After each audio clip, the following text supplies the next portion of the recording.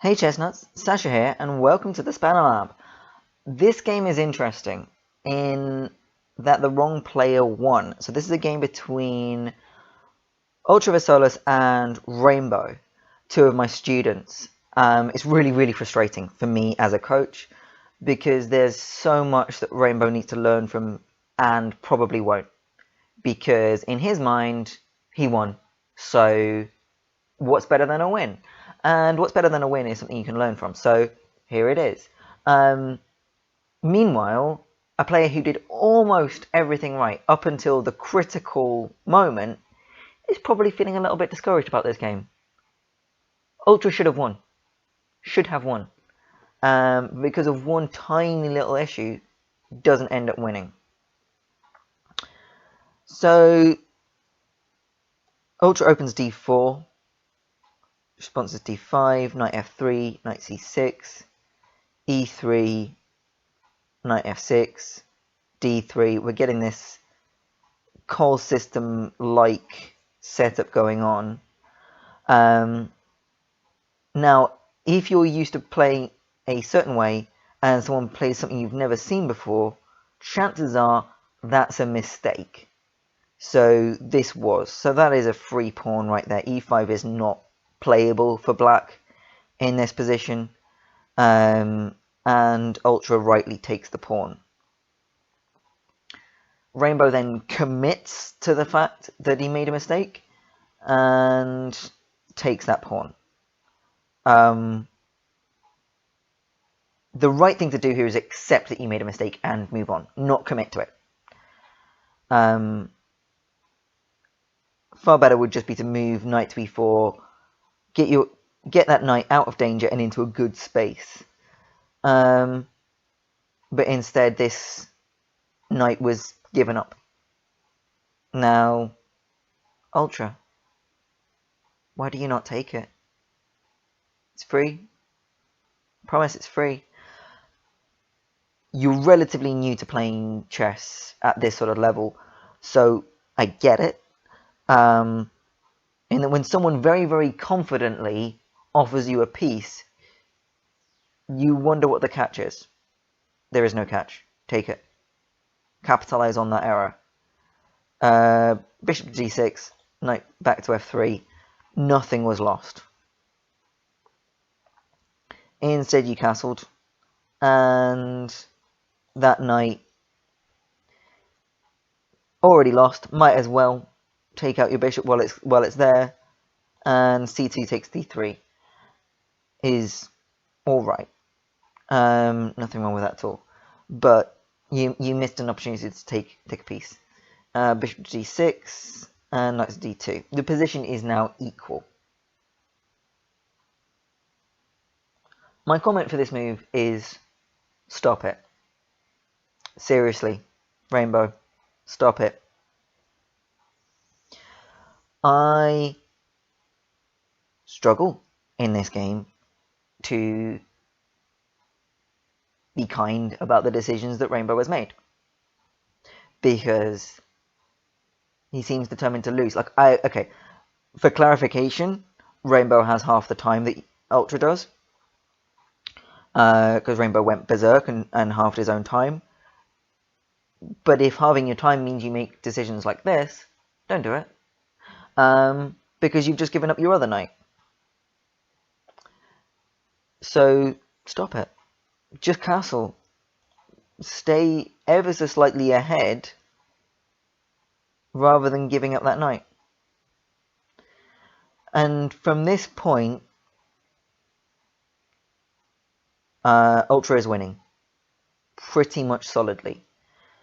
The fact that he doesn't end up walking away with the game is a disappointment, but it's because there's one major weakness in Ultra's game, and that is vision.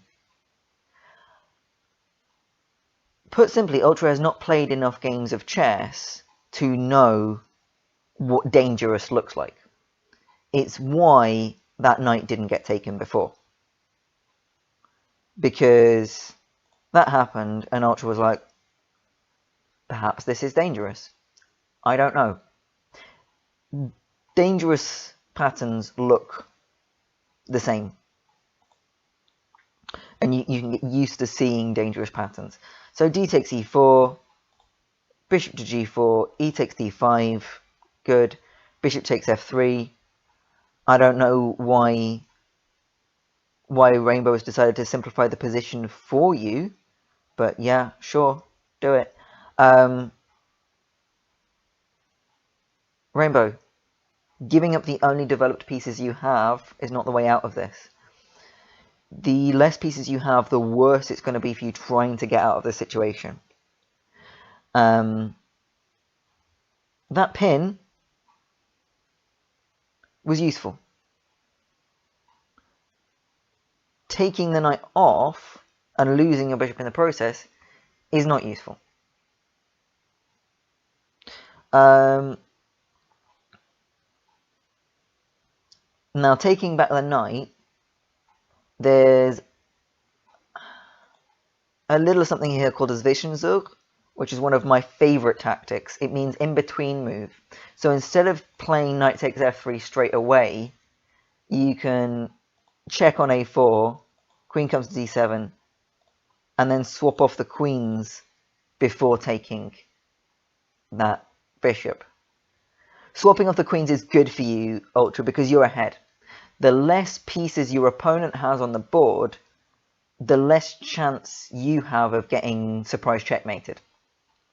You can then play through confidently to a winning endgame.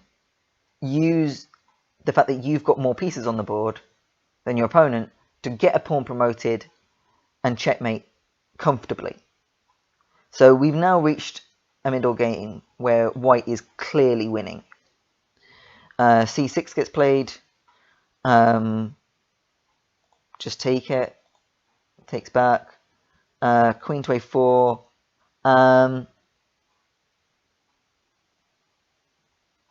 Bishop to c7. Horrible move, please just castle, is my note. I'm not being kind, am I? I'm not being kind at all.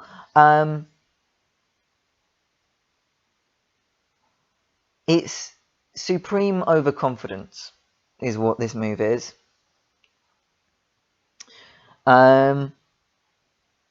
Because what is being prepared for is queen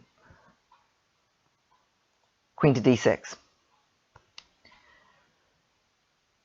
Rainbow, having no other plan, is just going to attempt to checkmate on h2. And so he plays the absolutely horrible, wasteful move, bishop to c7, which means, instead of just castling, means that pawn's now lost. It's a huge positional loss. It's just bad. It's just bad. Castling, bishop d2, and then c5. Means you can start to get this pawn forward, claim some space, possibly put a rook behind it later, try and make the most of what you've got instead of just going on this attempt to checkmate down here. Queen takes c6 check. Correct move. King to f8. a4. It's not fantastic, but it's not bad at all. You're claiming more space on this side, looking to push further and deeper into black's position, because black has like no good developed pieces. This bishop is going to have to come out at some point.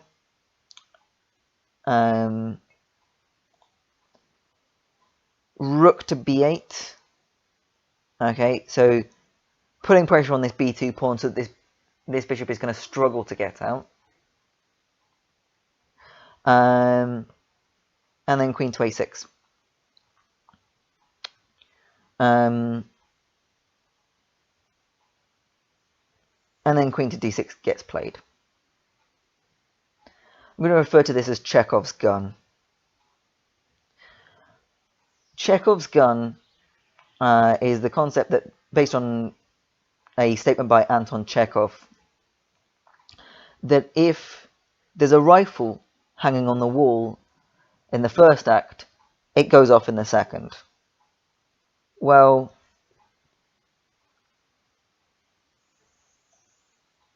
here's your rifle.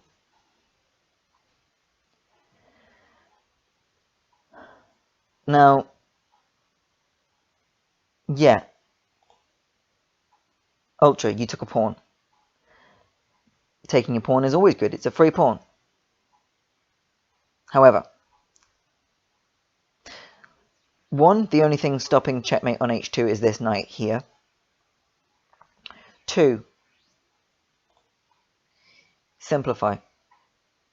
If you can swap off those queens, you dramatically reduce your opponent's counterattack possibilities. Get used to playing with no queens on the board, because it's going to be your simplest route to holding on to a winning position. It's how you go from a winning position to actually winning, is get those queens off. Get a queen back later, promote it. You swap those queens off, that checkmate possibility goes down from, well, quite high to nil. That checkmate on h2 can no longer happen if that queen's off. Instead, you took an a7, rook to b6 gets played, a5, pushing further that with that passed pawn, rook to b3, queen to a8 check, rook to b8, queen to e4. Now this is where I start watching. G6. So I was watching the game at this point, and I saw that. I didn't see the move until it was played, and then I saw it, and I thought, that's fantastic, that is. Ultra has these really good instincts. Like, for some reason, Ultra comes up with these really good surprise moves that other players just don't. There must be something about the way that he's seeing the board means he can see stuff like this. His vision, so his ability to spot hanging pieces and traps isn't so good. So he needs to work on that, because that's the difference between him winning and losing. He's also got the confidence to punish his opponent's mistakes, which is what happened here, that, you know, Rainbow just didn't get punished for what was extreme overconfidence. And I think once other people start beating Rainbow, that's maybe what it's going to take to make Rainbow a better player. So why is this such a good move?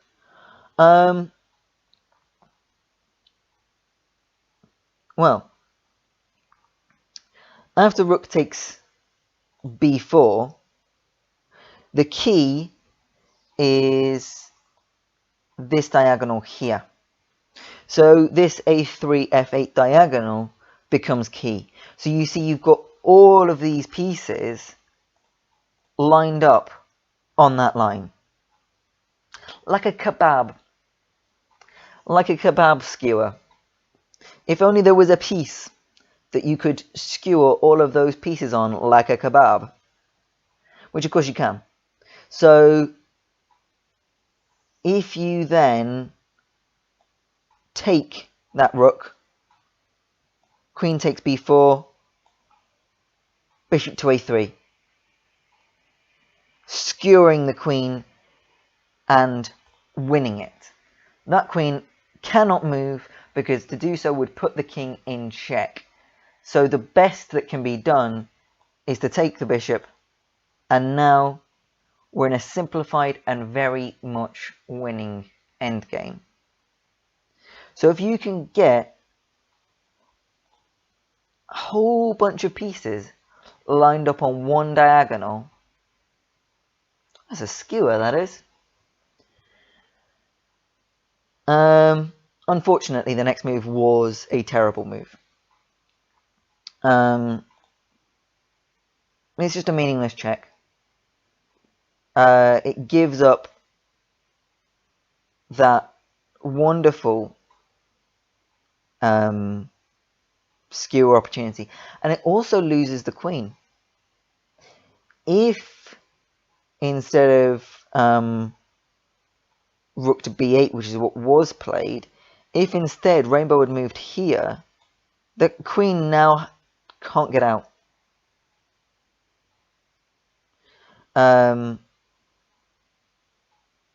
She's going to run out of safe squares. She can run to a7 for a bit, but she's going to run out of safe squares after a7.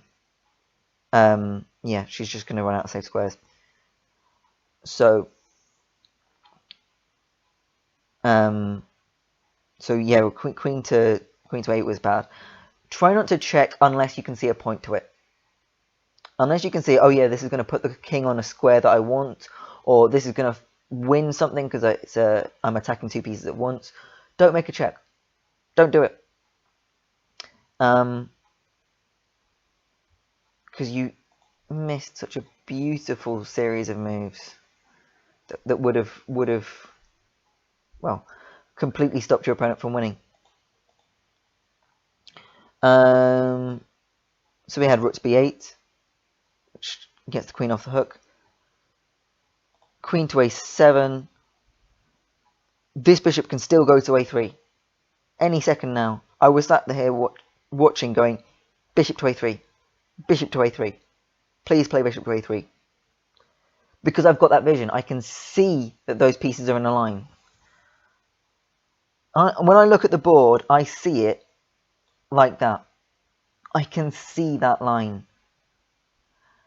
And that's what practice gets you, is being able to see those lines. We get f5. Not sure what the plan is here, but it's fine. Black is losing. f5 is not weak because it is taking up more space. So the more space you can take, the better. I mean, pushing with h5 would have been great as well, because this rook's behind. If you can try and leave or open this kingside position in some way, you've got some attacking opportunities. Rook to a2. Please just play bishop to a3. Please. g5. Just closing in on this king. It's good. It also tempts this. Now, I'm not lying when I say I screamed. I absolutely screamed. Like, I've been sat here looking at this position for the, what is it, like 10 moves now? It's been sat here. That queen has been sat on d6 since move 16. It's now move 25. So it's been nearly 10 moves that rifle has been hanging on the wall for.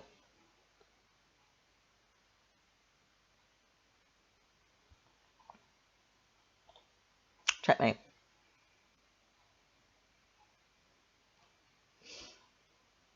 And when a3 was winning,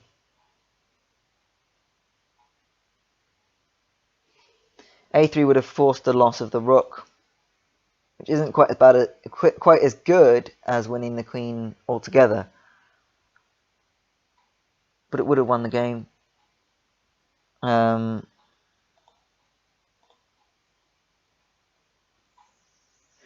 there, you've just got to try and simplify. That is your plan in a winning position: is simplify. Get your opponent's queen off the board so you can't get checkmated.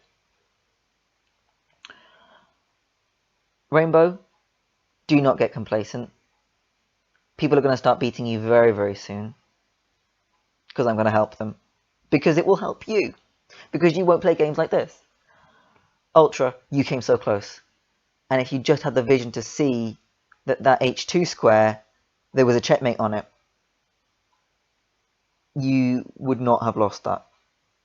If you get used to seeing those checkmate patterns, you will not lose those kind of games. Okay? Alright, well, I hope everyone else enjoyed that. That was incredibly frustrating for me. And I hope that the next time these two play a game, it looks completely different, so I have something else to talk about.